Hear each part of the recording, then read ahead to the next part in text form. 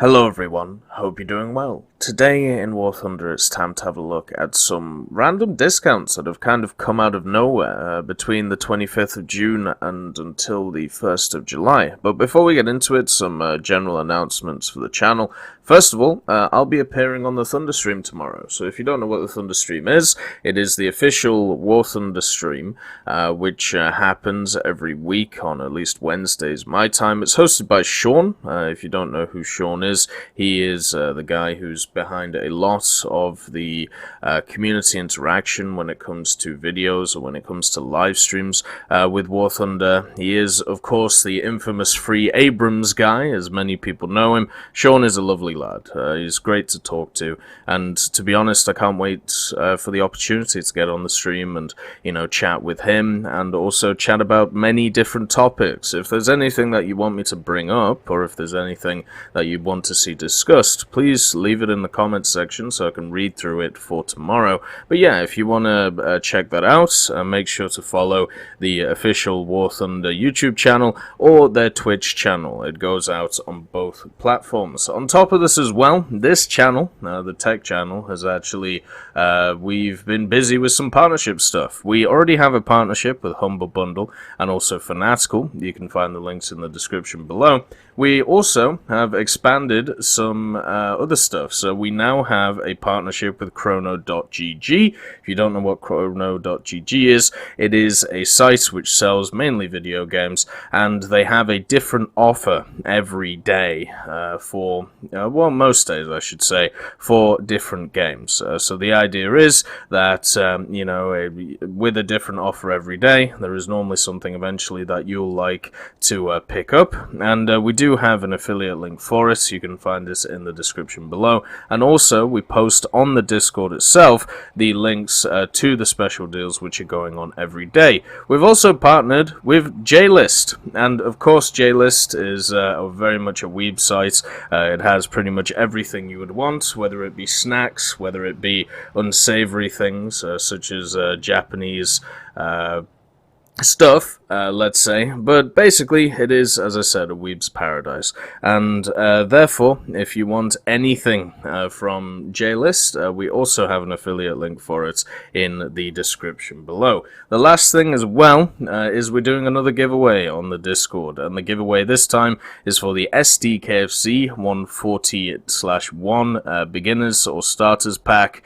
You can go to the Discord and join in the giveaways channel, so make sure once again to check that in the description. Now that everything is out of the way when it comes to that stuff, let's talk about these discounts. So as I said, this has kind of just come out of the blue. Normally we do get discounts around this time of year, but they're for Independence Day, as you can see here. So this was last year on the 28th of June 2018. From the 28th of June to the 5th of July, there was unique bundles and discounts in-game. And I'm wondering if we're going to see that again, or this is going to replace the Independence Day sales. I'll be incredibly surprised, since of course when you look at it, it's from the 25th of June until the 1st of July. The 4th of July is of course Independence Day, so it doesn't really line up with the dates, but it's just something to keep in mind. If you're thinking about picking up a specific US vehicle, maybe it might be worth waiting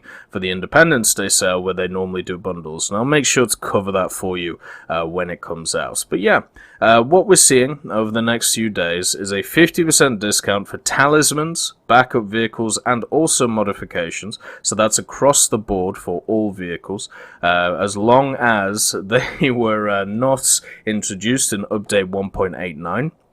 So it's one of those things which affects all of the vehicles, you know, before update 1.89 instead of, you know, from update 1.89. So if you're looking for anything before then, you can pick it up for half price as long as you do it in these days. So from the 25th of June to the 27th, it's a 50% discount on US and Soviet vehicles. This is, of course, the ones that you can either buy in the, you know, 4GE or also purchase purchase for Silver Lions in the actual tech trees. Then, on the 27th to the 29th, you've got German and British vehicles. Then, the 29th till the 1st, you've got Japanese, French, and Italian vehicles. So you've basically got 2 days per nation to work out if you want to buy anything from them, or finish off some research for a specific vehicle so you can get it half price in its Silver Lines, and also, I also believe, for its crew cost. So as it says, don't forget to restart your game clients if you were in a game during the start of the discounts. Obviously, this will be a little bit later than it's projected, so you'll be able to see all the discounts. So let's show you what that kind of looks like if you go into game. You can see for the Soviets and also the Americans right now, you have a 50% discount across the board, and it tells you at the top, if you actually hover over them, which is pretty nice, what you get 50% off. And obviously, this is tailored to an individual person, so you can see here that I haven't researched the MiG-17 or the MiG-19 PT, so it's 50% cost when it comes to its price, and I believe also its crew train cost, but not its actual RP itself. But something like a Yak-3U, which is of course the new plane from update 1.89, you aren't able to research at a cheaper cost. So that's the way you can tell the difference. And then of course 50% off the majority of premiums. Now what I'm going to do is go through each of the tag trees and say basically one of my picks for each part of the tag tree to say what I would personally pick up and what I may pick up when it comes to this, discount, because as I said, it is kind of weird how it's just straight out of the blue. Normally we have a little bit of warning for stuff like this. This doesn't really follow a bit of a pattern or anything. And then Wish actually says, after Das Tutelbayer, 50% for no special reason. Well, that's generous. And Wish says, there's a huge ball of fire in the sky throwing deadly ray. We have to do something about it and have Warp Under players to stay indoors. I would advise you to go out and play with your friends first, and then maybe, later on, come back and play War Thunder in the evenings, just so you can enjoy yourself in both ways. So, let's go through the tech trees and pick out a premium, which I think is, kind of fun to use, which may be, out of your price range normally, but won't be now. So 50% off for GE sales. When we look at the Cobra King has to be one of those vehicles that everybody has, and the reason is because it fits so well with the 5.0 lineup that America has. If you run this and the 75 Jumbo and then a 76 Sherman or an M19, you are guaranteed to do increasingly well at that lineup. Even though it's not 4.7 anymore, and they did up tier it to 5.0, it's still an incredibly strong vehicle with access to its APCR and also improved penetration on its rounds. It's one of those heavies that can take over a game at a moment's notice, because it doesn't just have the armor. You can also cover it in bushes, as you can see here. It also has the speed to be able to get to zones where you need to. The only real weakness that it has when it comes to its armor is of course the machine gun ports and also the cupola, but these are not easy shots to make, especially if you're on the move, which you should be when it comes to the Cobra King. I would definitely say this is not just a machine which is good for killing things and staying alive. It's also great for making SL and RP for rank 4 and below, so I would personally say it's a great pickup. When it comes to the higher vehicles, the T114 is a personal favorite of mine. It is a fun vehicle when it comes to its actual playstyle, but it is a lot more specific. You have to really enjoy the scouting playstyle, and it seems like they've changed scouting, so it's not as powerful anymore. Still need to do a bit more testing with it, but yeah, they've screwed around with something when it comes to keen vision and how it works. So yeah, it's just something a little bit odd there. But yeah, if you like light tank gameplay, the T114 is for you. There's no stuff on offer for helicopters, so we'll move on. When it comes to aviation, aviation is obviously a key part of the game as well, and I would recommend the BTD. The reason why the BTD is a great grinder, it's also only 875 GE right now, very, very cheap, and the key thing about it is that you can carry 2 torpedoes, or 2 1000s, or a 2,000 pound bomb, and afterwards, after dropping these ordnance, it also has 2 A&M2 cannons, which you can use to be able to kill other targets. So this is mainly a naval bomber or a naval attacker, but it does have the option to be able to attack enemies offensively. It reminds me a lot of the B-7A2, which I think incredibly highly of as a multi-role aircraft. I don't just see it as a torpedo bomber, I also see it as a machine which can turn battles in 2v1 scenarios. So you can turn your brain off and just hit a few ships and be done with it, or you can actually use it incredibly aggressively as I said, one of these setter-uppers for 2-on-1 situations. But the fact that we have naval now, and the fact that these torpedoes are incredibly good when it comes to dropping them, you can easily annihilate 2 destroyers with the BTD without even thinking. So this is a great pickup for a 4-0 lineup. Also, if you want to have a look at something higher, you've of course got the Spitfire LF Mark 9C, which is just a monster, what it's able to do, and obviously the A2D isn't on sale, but the LF Mark 9C has always been a good aircraft. It's a little bit outshone by some of the higher tier German stuff still, but it is still great at what it does, so that's also a nice pick. But remember, with the American sales, as I said, the independent sales are coming up, so have a think about that. Also, the naval stuff is on offer, so if you're looking to get into naval, this would be the chance, because a lot of the lower tier stuff is incredibly cheap right now. So the Elco 80-footer Thunderbolt and the 58-footer PT3. The Elco 80-footer is a wonderful vehicle to round out a 3-0 lineup with the Elco 77-footer and the 80-footer. The reason for this is because it's very similar in playstyle to the rest of them. It has, obviously the 4 torpedoes, but it has, of course, the Thunderbolt Thunderbolt package, let's call it, on the back with a quad 40. So if you just let that bang and let that, absolutely annihilate people, as long as you, look like this way so you can angle it really well, you can do so much damage with the Elco 80-footer. The survivability of it isn't great, but if you're used to the other Elcos, then, you're in good stead, pretty much, when it comes to it. So I would definitely recommend this if you are looking to get into naval, or if you're looking to get past the hump of stuff like the PGH2 and the 89-footer, which are crazy in price when it comes to it. When it comes to the Germans, obviously they're not on offer yet, but they will be pretty soon. When it comes to them, I would definitely say picking up some of the captured premiums seem to be the way to go. When it comes to, these vehicles, the Panzerkampfwagen Churchill seems to be very good for a lot of people, and if you can really afford it, I mean, the one to go for is this monstrosity. So the Panzerkampfwagen 6P, this is just a VK4501, but with increased armor. At 5.7, it has a monstrous 200mm of armor on the front of it. You can see with the different levels of armor right here. So what happens is, if you're in a normal 5.7 vehicle, like let's say from the US or something like a T-25, and you're using like the best shots, you just can't penetrate this because it's 200mm of armor. So the best you're gonna have to do is maybe turret ring it, which definitely isn't the easiest thing to do. You can't even pen this machine gun port. So from the front, a lot of people are going to really struggle with killing this thing. I mean, you have really small little angles you can hit on the turret, but this is just the same as the normal Tiger turret. So hitting these little areas, yeah, you can do. You can also hit it there.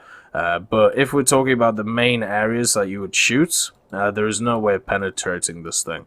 It also has a very good speed forward and very good reverse speed.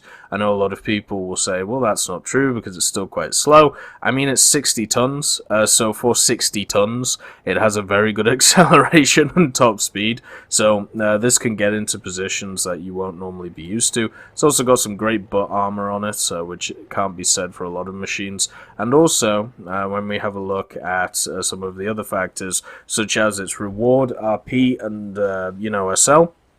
For a rank 4 vehicle, which has a rank 3 BR, remember, so you can you can research rank 5 stuff along the same time as it. This is a great deal when it comes to it. You can run it with your Tiger E's, your Panther D's, and your Panther A's, and just have a bit of fun with it. And it is easily the strongest premium at 5.7 for. Well, I think most nations, if we exclude a lot of the gift vehicles. The RU-251, I will still say to this day, is, an overpowered vehicle. I know a lot of people disregard this because they say the 90mm heat isn't very good. Yeah, tell that to, the M46, the M47, and every other 90mm in-game, which has a higher BR than it. So the RU-251 is a mean machine. It's incredibly fast, it's got great gun depression, it has access to scouting, it has access to, as I said, the 90mm heat, which pens all of the heavy tanks that you'll come up against, but the main thing for it is its speed. Its speed is incredibly good at flying around the place, and also, with its BR of 6.7, you have a really nice lineup for the Germans at 6.7. I know a lot of people will poo-poo it because of the fact that the Tiger 2s are not as good as before, but they're still very good. So you can run the Tiger 2H, the SLA, the RU-251, you can throw in the Coelian if you feel like it, and even the Jagdpanzer or the Ferdinand. You could even throw in the Panther 2, or the Tiger 2 105, or the Jagdpanzer 45. You see how many options you have at 6.7, and what it is missing is a light tank, and that's, well, where the RU comes in. It would be nice to see a Tetri equivalent for this someday, if I'm honest, but right now it is an incredibly good vehicle. Aviation-wise, the only picks really for Germany are the P-47D, the absolutely ridiculous machine, which they took away its air spawn, so it's still great. It's still one of the most used vehicles in the German tech tree, and the reason is because of that reward. 690% SL means that you make a ton of silver lines while flying this thing, and also it is just a very good machine. There's nothing really against it. The only thing it doesn't have is secondary armament, so no bombs or anything, so you can't use it in a capacity in ground forces as much as you want, but using it as an out-and-out fighter, it's incredibly good. Then you got the TAR 154, which is also incredibly good as well as a fighter or as a, just as a general attacker. But if you want a general attacker, pick up the HE-219, since it has the MK-103s, which penetrate a lot more. So you have a ton of options when it comes to, the Germans. Also the Ju-288, even though they took away its max speed ridiculousness in the dive, it's still a really good bomber. And it's not just good in air realistic, it's also good in ground realistic because of the two 1800s. So yeah, you have a lot of options. If I was going to pick one, I'd pick the P-47, but if you're looking for different roles, the TAR 154, the HE-219 and the Ju-288. The BV is also a credit. It's also a credit earner, but for me personally, I'm disgusted by this machine. I think it never should have been added, so I don't really want to talk about it. So moving on to the fleet, once again you have two options, the LS4 SL and the Type M 1943. I would say if you want a pretty good boat, this one's got a lot of everything that you would want when it comes to naval. It doesn't have too much armor, but then again, not a lot of stuff at this level has a ton of armor. It's pretty much just a mini destroyer, so if you want to if you want to get something like that, go ahead. I would say The German premiums are the weakest out of the bunch, at least when we compare it to the Soviets and the Americans. Moving on to the army for the Soviets, so remember they're on offer today. Stuff like the T3 is always fun. T-35, the big land ships, are always fun. But I am going to talk about today some of the higher tier stuff. So a lot of the premiums for the Soviets have kind of gone out of fashion because they were added in a time period in the game, and they've kind of just been outshone now. So some of the prices on them are incredibly high. So the SU-122P is one of these vehicles. You know, it's 6,000 G, it's very hard to justify, doesn't have a lot of armor, you know, it has quite a big gun, but at 6.3 you're running into the heavy metal bruisers of the Americans. So if you don't have the shell, which obviously is a premium you will, but it's just, you don't have a lot of options if you're in the 122P, since you don't have any secondaries or anything like that. So it's kind of a tough sell for a lot of people, even for 3,000 GE. The T-34-100 had its time, now it's dead. The KV-122 is a little bit of fun and laughter at 5.7, and you can run it with the IS-2, and the T-34-85 creating a very good lineup. And then, of course, the T-44-122, which is probably the best out of the bunch. It's got the best armor, it's the smallest, lowest profile, and you still get that 122mm. Issue is, of course, is the reload, 30 seconds for this gun, and also you don't get the crazy round that the 122P gets, so therefore you're going to struggle against some enemies that you may fight. So out of these, you may be tempted to buy these. I would say all of these are just not very good. I would wait for a 50% off the IS-6, or, you know, the Object 120, or some machine like that. If you're looking a little bit lower in field, then stuff like the T, well, I think that's a bundle vehicle actually. Stuff like, as I said, the T3, the BM-824, I don't think is that good. The T-126 is a monster when it comes to it, and also some of the land ships. So not a ton on offer for the Soviets right now, at least when it comes to the army. When it comes to the aircraft, though, picking up a P-39 or a P-40 or a P-63 will make, or the P-47 at 950 right now, which is a crazy price for this. This will make grinding through the Soviet tree so easy for you, and also look at the rewards. So 720 SL on that one, 600 on that one. B25 720%, this one's 600, and then this one's 420. So all of these are really high Silver Lion efficiency rates for these aircraft, mainly for stuff like the P63A5. And also, you can run this not just as a machine which goes into aerialistic and gets a ton of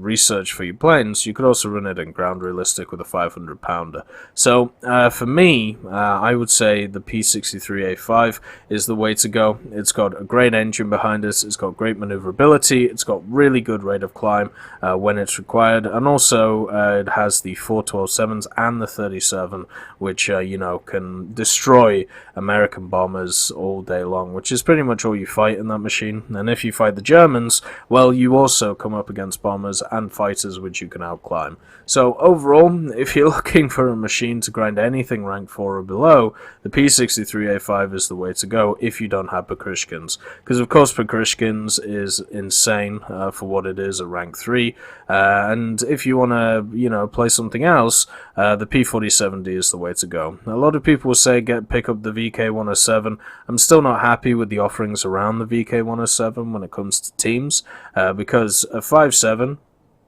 yeah, the Yak 9 UT, which is okay, but it overheats like crazy. You got the LA9 at 6.0, which doesn't have enough ammo, and is outshone by a lot of German aircraft, and the I-225, which goes up against jets all the time.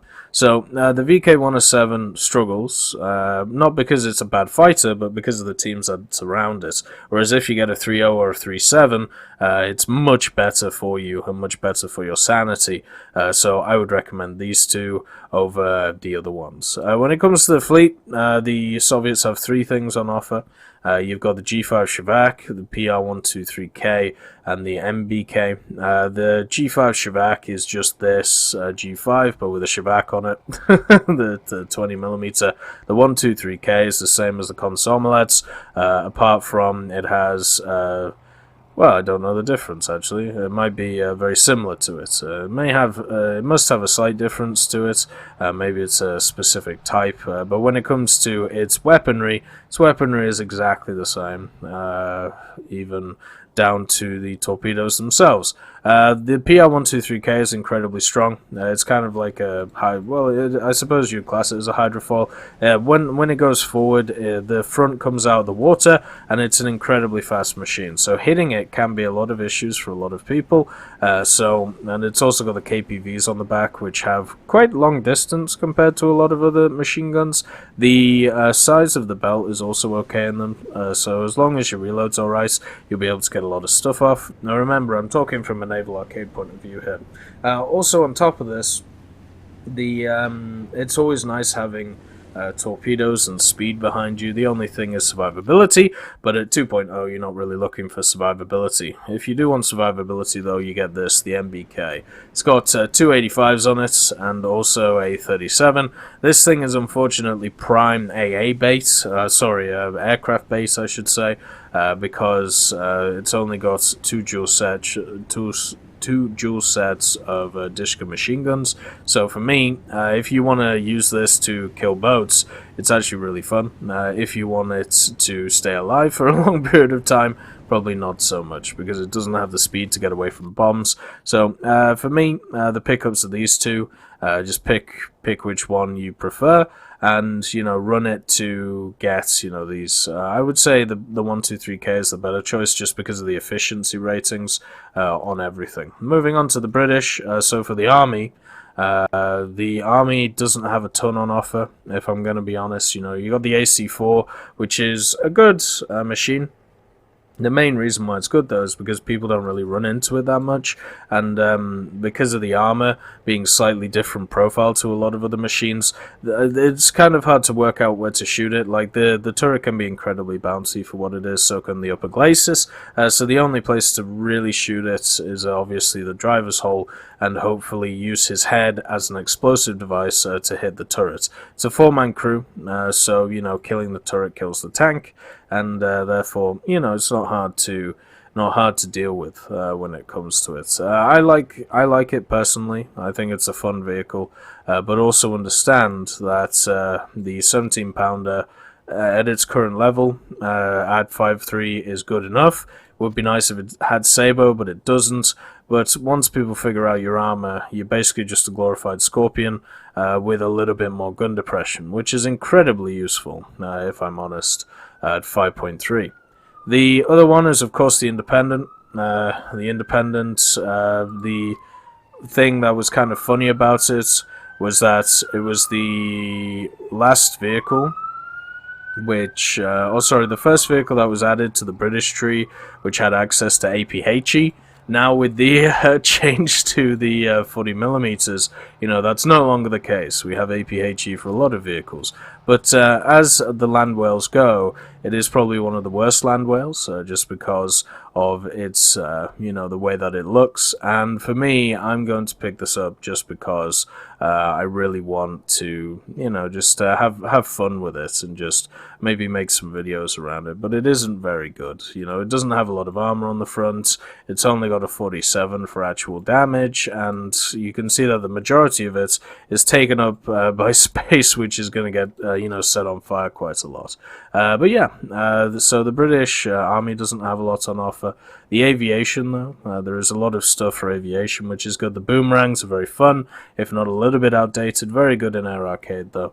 Then you've got stuff like the Corsair, which is always fun to use, and at 2.7 you can't go wrong with it. The Typhoon, which I believe is a pack vehicle, so the Hellcat is there as well, and also even the Spitfire F Mark 14C. But remember, normally stuff like the other Spitfires come on offer during the anniversary sale. So if you're willing to wait for November the 1st, which is when the anniversary of War Thunder is, you can pick up a Griffin Spit for a lot cheaper than what you could here on the 50% sale.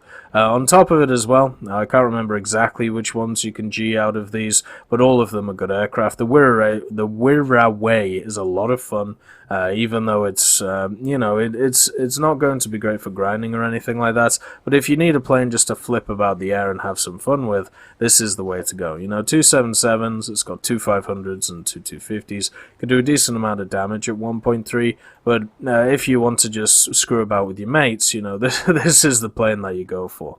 The fleet as well, you got the MTB series, which is the only vehicle on offer, and it's not very good because of the fact that it only has these Lewis machine guns in the center. They are at least mounted in a nice place, so you can pretty much shoot wherever you want. It also has access to torpedoes, but I would say it's one of the weakest out of the machines when it comes to the other premiums on offer. So unless you really want to start grinding out the British naval tree, you might as well just play through it instead of picking this up. The Japanese, for their army, you have not a lot of opportunities. You got the Rogo, the Chinu 2, the Type 75. So you pretty much your only options are the Chinu 2 and the Type 75. Chinu 2 is an absolute monster. Negative 10 gun depression, which it definitely doesn't deserve with a breach like this, which is kind of crazy. You're pretty much putting a 4.7 gun on a 3.7 chassis and sitting it at 3.7. So if you look at the Chinu 2 and you look at the Cheeto late or the Chinu sits at 3.3. The Cheeto, which is the same gun as the Chinu 2, is at 4.3. So take the Chinu and add, you know, the 4.3 gun, and somehow that makes a 3.7 vehicle.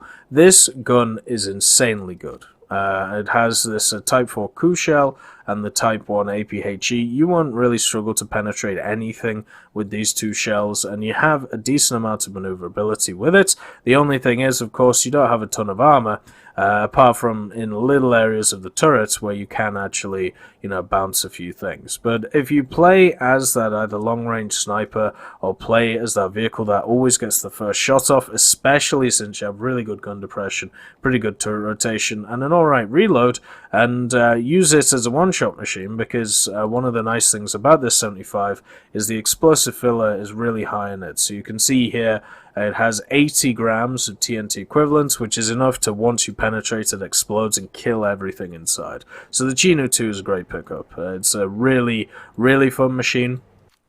And at 3.7, the only lineup you can really build around it is the 3.3s, but that's completely fine. You know, it can sit by itself at 3.7 if you use it in that more defensive stationary posture, instead of in the aggressive posture that a lot of people like to play. It is really good. You can also run it with the A6M2 and also some of these bombers if you really feel like it. But yeah. Anyway, aviation-wise, the Corsair is always a good shout. So is the E7. The H8K3 is a lot of fun, and at 50% discount, I would definitely recommend it. The Key 102 is not as good as some of its tech tree equivalents, so I wouldn't bother. This is the monstrosity, which if you want to grind the Japanese tree, this is the one you pick up. So the A7M1 NK9H, just because it has a slightly weaker engine from the tech tree one, you know, it's, well, let's just make sure that we're now realistic. There we go.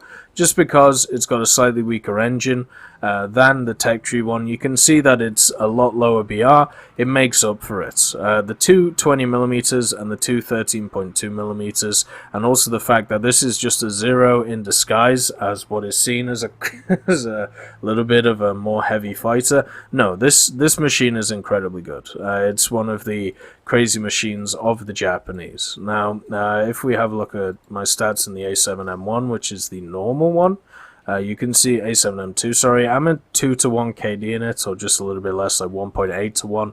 You can easily eclipse that in the A7M1 if you play it properly. It also fits in that really nice 4.7 area, where you have stuff like the A6M5 Otsu, the A6 M3s, and also the stuff like the Focke-Wulf 190A5, so, and also some of the Key 61. So you've got some really nice aircraft around that BR to work with. It is great at high altitude, mid altitude, low altitude. It's got a good turn on it. It's got good speed.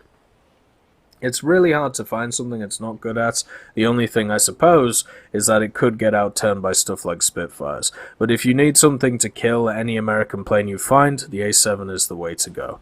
And then, well, the top tier ones are not great. Apart from the A6M5 Co, which is, of course, a gift vehicle. Sorry, not a gift vehicle, it's a pack vehicle. Also, the A7M1 has a great reward, 720%. A lot of people will say, I skipped over the Type 75. Good, it's useless. Then, there's nothing for the Japanese fleet right now in terms of premiums, unfortunately. Hopefully, soon there will be at some point, but also it came out in update 1.89, so it doesn't really matter too much. Not sure if there's anything on offer for the Italians. If the M13's on offer, then pick it up, but I don't think it is. Aviation-wise, the IAR-81C is always a good shout. It's a great mix in ground realistic as a, kind of attacker. In air realistic, it takes a little bit too long to get going. Normally the battle will be over before you're ready to go, but it does have the MG151s at 2.7. It also, from a high altitude point of view, has a great dive at 2.7 and can definitely be seen as one of those planes which can teach people how to boom and zoom properly if allowed. If your team does fall apart though, there's not really a lot of carry potential in this thing because it does require a lot of setup to get kills, so if one person figures out what you're doing, you're pretty much screwed. Then you've got the Spitfire, always a good choice if you want to grind through, and then the HS-129 as well. The only thing is, the reason why I caution against stuff like the Spitfire, and also kind of the IR-81C, even though it does have that secondary potential in ground realistic, is the fact that the fighter line for the Italians is so fun. Like, the fighter line for the Italians is easily the best in the game. Even though a lot of the vehicles feel very similar, they are all very good. They are all incredibly good at what they do, even up to, the jets. So that's why I caution against these. I want people to enjoy grinding through this line and not have to worry about it too much. And, trying to blitz past it with certain aircraft, yeah, you can do it if you want, but you're going to miss out on some great vehicles. Then the last one is, of course, the French. So the French don't have anything, I don't think, on offer. When it comes to the lower tier stuff, maybe the Cambrone, but that's not very good. No aviation, and when it comes, no helicopters, and when it comes to aviation, I suppose you got the Yak-3. I mean, the Yak-3 is an okay aircraft. The issue that France has is kind of the opposite to Italy. So Italy has a really nice fighter line. The French has certain aircraft which are alright. So the VG-33C is fun. The P-63C5, the F6F5, these are fun. And then stuff like the H-75s are great, but everything else is either mediocre or not very good. The MB-157 is not a good aircraft, neither is the D-520. The VBs spaded are fun, but you need to get them spaded. F4U7 is fun in a ground striking capacity. So if you want to skip a lot of the hurt in the form of stuff like the MS-410s and the D-520, yeah, you can pick up the Yak-3 and do that, which is, of course, I believe, the post-war Yak-3. The Normandy Niemen one. It might be the one that was actually used in the war instead, though I can't remember exactly. But the main thing is, if you want to skip through a lot of the same vehicles that you played before, such as the SB2C, the Hellcats, and the P63, and get to new vehicles, in the French tech tree, this is the way to go. Also, on top of this, if you want to use it in more of a ground capacity, there's not really a lot you can do there. So I would only use it in an air realistic capacity, if nothing else. So if you want a good grinder to get past stuff like the D520, which has definitely seen better days, the MB157, the MS series, even the VBs to some people in the A35B, yeah, pick this up, and you can also make a ton of SL with it on top of that at 720%. So you can see there's a lot of stuff that's going to be on offer over the next few days. which, to pick up. Just understand that everything is 50% off, even stuff like the XP55, which I would recommend, but I think is a broken, ridiculous vehicle. So, yeah, no, that's just one of those things to look out for. Anyway, I hope you have enjoyed this video, and, have a wonderful day. I'd just like to thank B. Young, Blackie, Daniel Stanton, John Reinman, Leonard Rudnick, Martinez, Matati, Moxie, Nick Graham, Alobrilo, Super Cacti, Elove Goats, and Seductive Trashcan for supporting the channel.